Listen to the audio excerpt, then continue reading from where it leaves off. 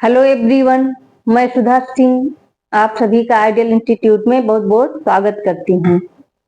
कल हम लोगों ने समास के बारे में जाना, आज इसकी व्याख्या करेंगे। तो आइए देखते हैं। पहला है हमारा अव्ययी भाव समास। जैसा कि हम सभी जानते हैं कि अव्ययी भाव समास का पूर्व पद प्रधान होता है। इसकी पहचान ये है कि इसमें पहला पद अव्यय होता है, इसकी शुरुआत अव्यय से होती है। जैसे उदाहरण के लिए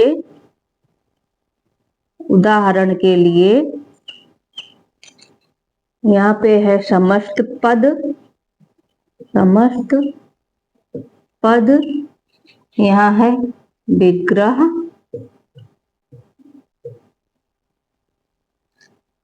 समस्त पद और यहाँ पर है विग्रह। जैसे है यथा शक्ति, समस्त पद है आपका यथा शक्ति, का विग्रह होगा शक्तिम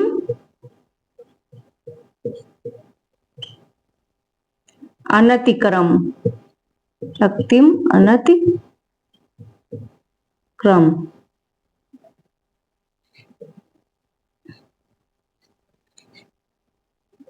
दूसरा है प्रतिदिनम,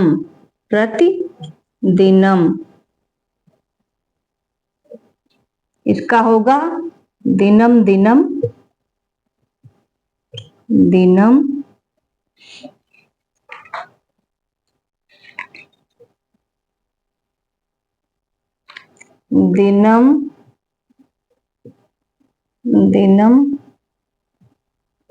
प्रति। नेक्स्ट है उपगंगा,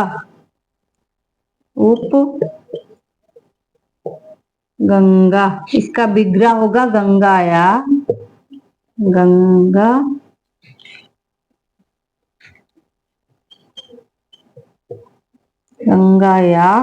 समीपे।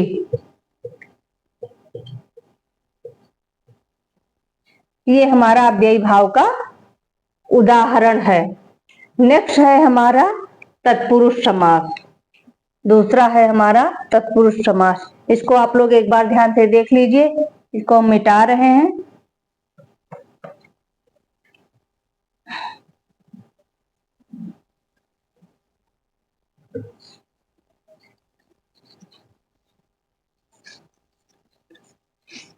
दूसरा है हमारा तत्पुरुष समास, जिसमें उत्तर पद प्रधान होता है। नंबर 2 तत्पुरुष समास, इसमें उत्तर पद प्रधान होता है, उत्तर पद प्रधान।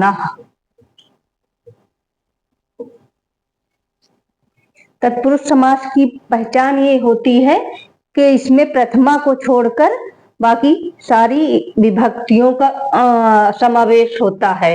इसकी पहचान विभक्तियों के आधार पर की जा सकती है। उदाहरण के लिए समस्त पद, ये है समस्त पद, ये है विग्रह। उदाहरण में नंबर 1 है, उदाहरण में नंबर 1 पर है अश्वारूढ़,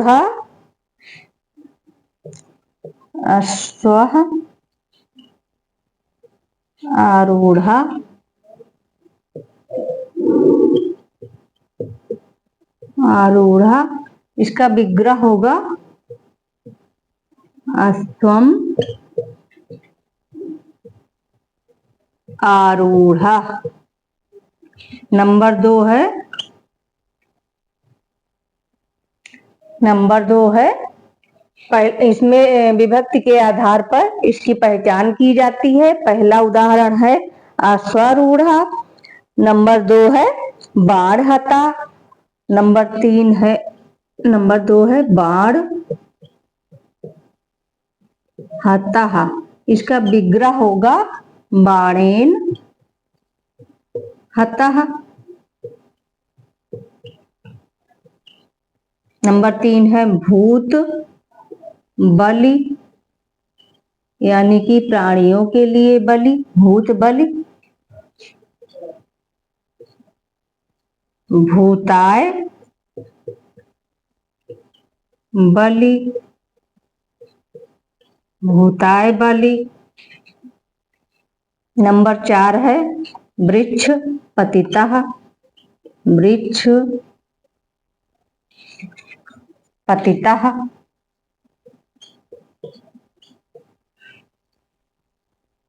वृक्षात पतितः, इसमें चतुर्थी विभक्ति है, सॉरी पंचमी विभक्ति। वृक्षात पतितः, सॉरी वृक्षात पतितः। इसमें द्वितीय विभक्ति है, इसमें तृतीय, इसमें चतुर्थी, इसमें पंचमी, इसी तरह सप्तमी विभक्ति तक ये जाएगा। इसकी पहचान विभक्ति के आधार पर हो जाएगी। अब हम लोग आगे तत्पुरुष के भेद के बारे में जानेंगे। आगे हम लोग तत्पुरुष समास का भेद पढ़ेंगे। तत्पुरुष समास जो है 3 प्रकार का होता है। तत्पुरुष समास के 3 भेद होते हैं। नंबर 1 है उपपद तत्पुरुष, नंबर 2 नए तत्पुरुष, नंबर 3 अलुक तत्पुरुष। तत्पुरुष समास 3 प्रकार का होता है। नंबर 1 उपपद तत्पुरुष, उपपद तत्पुरुष। नंबर 2 नए तत्पुरुष, नए तत्पुरुष। नंबर 3 अलुक तत्पुरुष, अलुक तत्पुरुष, अलुक तत्पुरुष। तत्पुरुष समास के 3 भेद हैं। पहला है उपपद, दूसरा है अलुक नए तत्पुरुष और तीसरा है अलुक तत्पुरुष। उपपद तत्पुरुष के अंतर्गत इसमें पहला पद क्रियावाचक होता है। इसमें उपपद तत्पुरुष में पहला पद क्रियावाचक होता है। पहला पद क्रियावाचक होता है। उपपद तत्पुरुष के अंतर्गत इसका पहला पद क्रियावाचक होता है। जैसे इसका उदाहरण है, जैसे चर्मकारः, जैसे चर्मकारः, ये उपपद तत्पुरुष का उदाहरण है। जैसे चर्मकारः, मर्मज्ञः, मर्मज्ञः,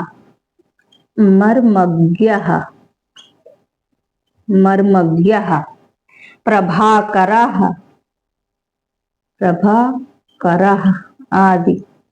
ये उपपद तत्पुरुष का उदाहरण है।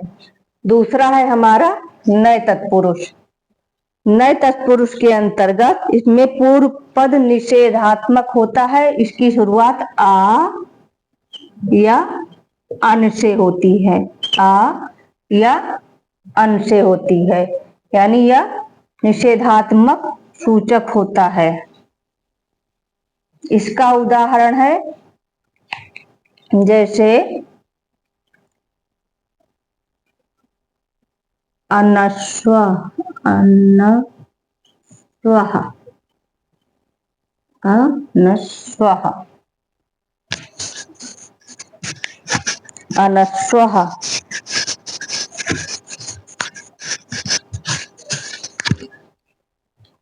अब्राह्मणा, सॉरी गलत, अनस्वः। दूसरा है अब्राह्मणा,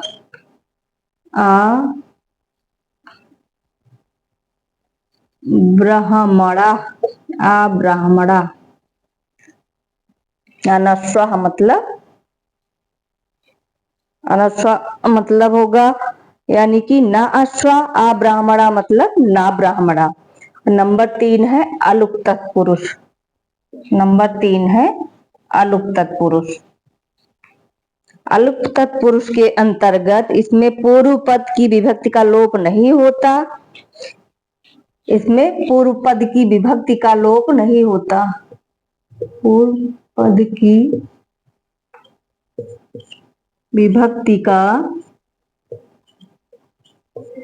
लोप नहीं होता। लोप नहीं होता।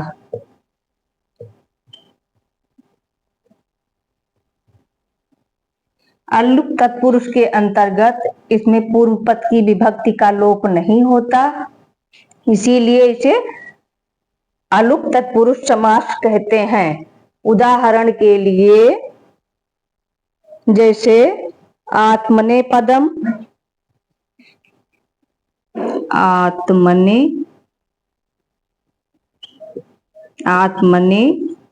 पदम, इसका विग्रह भी इसी तरह आत्मने पदम ऐसे होगा। आत्मने पदम। अलुप्त तत्पुरुष के अंतर्गत पूर्व पद की विभक्ति का लोप नहीं होता, जिसका उदाहरण है आत्मने पदम, विग्रह भी उसका आत्मने पदम। दूसरा है वाचस्पति। वाचस्पति, वाचस्पति। दूसरा उदाहरण है वाचस्पति, यानी कि भगवान बृहस्पति। वाचस्पति, वाचस्पति। ये है हमारा तत्पुरुष समास का भेद। नेक्स्ट हम चलते हैं कर्मधारय पर। नंबर 3 है कर्मधारय।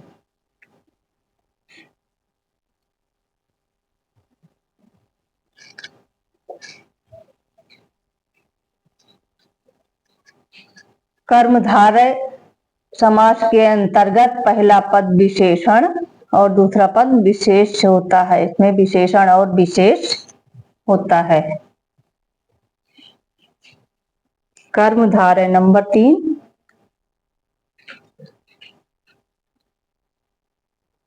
कर्मधारय समास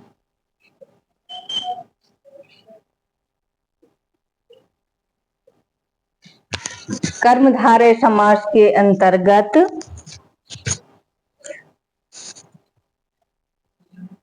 इसमें विशेषण और विशेष या उपमान और उपमेय भी कहा जा सकता है। इसमें विशेषण और विशेष होता है या फिर उपमान और उपमेय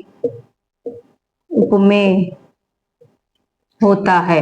कर्मधारय समास की पहचान ये है कि इसमें विशेषण और विशेष या उपमान या उपमेय होता है। जिसका उदाहरण है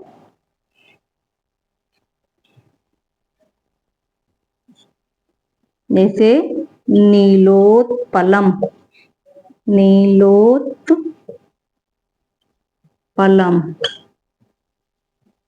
ये है आपका समस्त पद और इधर है विग्रह। नीलम च तत् उत्पलम। नीलम च तत् उत्पलम। नीलम च तत् उत्पलम, नीलोत्पलम। कर्मधारय समास के अंतर्गत विशेषण और विशेष या उपमान और उपमेय होता है। जैसे नीलोत्पलम, नीलम च तत् उत्पलम, वीर पुरुषः। वीर पुरुषः, वीर चा अश्व पुरुषः।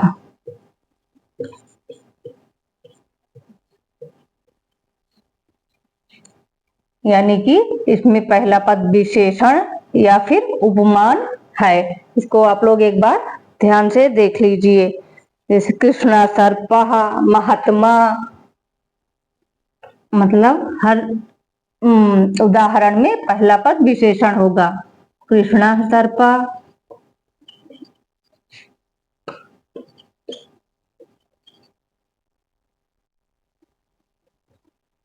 महात्मा,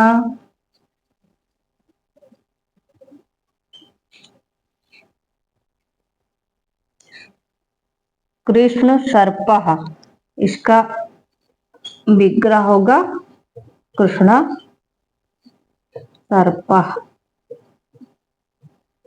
महात्मा, महान, च अश्व आत्मा, महान च अश्व आत्मा बराबर महात्मा। ये है हमारा कर्मधारय समास। आज के लिए बस इतना ही। मिलते हैं नेक्स्ट वीडियो में इसी के क्रम को आगे बढ़ाते हुए। तब तक के लिए ऑल द बेस्ट।